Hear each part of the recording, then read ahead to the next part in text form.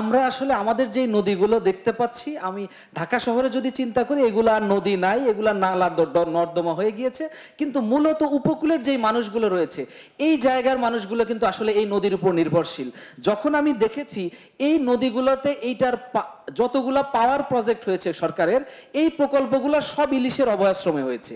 এই অভয়াশ্রমের আশেপাশে যখন এই জিনিসটা হয়েছে, এতে করে সমস্যা দুই দিকে হয়েছে। একদিকে হচ্ছে এই নদীগুলো দখল দূষণের কারণে কিন্তু এই নদীগুলো মারা গিয়েছে, এবং স্টিল নাও আমরা আসলে বলছিলাম যে এই পায়রা পোর্টের কারণে তারা সরাসরি তাদেরকে কয়লাগুলা সরাসরি ফেলছে, যার কারণে আন্ধারমানিকের মতো অভয়াশ্রম যেমন নষ্ট হচ্ছে, উপকূলীয় যেই নদীগুলো রয়েছে এই নদীতে কিন্তু মাছ পাওয়া যাচ্ছে না।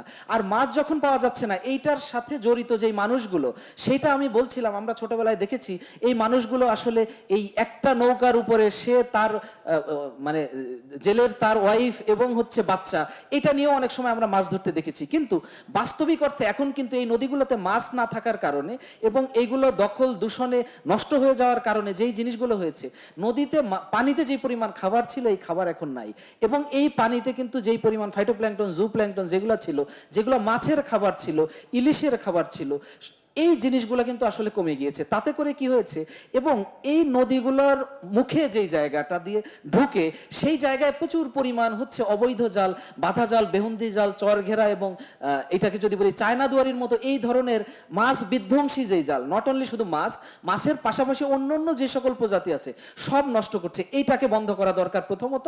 এবং এই জায়গার যে মানুষগুলো আছে তারা কিন্তু এখন আমি বলছি শ্রমিক হয়ে গিয়েছে। কিভাবে শ্রমিক হয়েছে আমি বলেছি, তারা হচ্ছে এই নদীগুলোতে মাছ না পাওয়ার কারণে সাগরে মাছ ধরতে যাচ্ছে, এবং এই সাগরের যে নৌকাগুলো রয়েছে, কোটি টাকার এই নৌকার মালিকও সে না, জালের মালিকও সে না, এই জায়গায় সে শুধুমাত্র শ্রমিক। সুতরাং এই জায়গায় এই নদীগুলোর যদি প্রাণ আমরা ফিরিয়ে আনতে না পারি, তাহলে এই একটা বড় জনগোষ্ঠী, যেটার সাথে প্রায় 20 থেকে 25 লক্ষ লোক সরাসরি জড়িত, এই মানুষগুলোর আসলে কিছুই করার থাকবে না। সামনের দিনগুলোতে তারা আসলে শহরমুখী হবে, শহরের উপর চাপ সৃষ্টি করবে। সুতরাং আমাদের এই উপকূলীয় যে অবৈধ জাল, দখল দূষণ আছে, এইটাকে যেমন রক্ষা করতে হবে এবং এই মানুষদের ভাগ্য উন্নয়নের জন্য কাজ করতে হবে। ধন্যবাদ।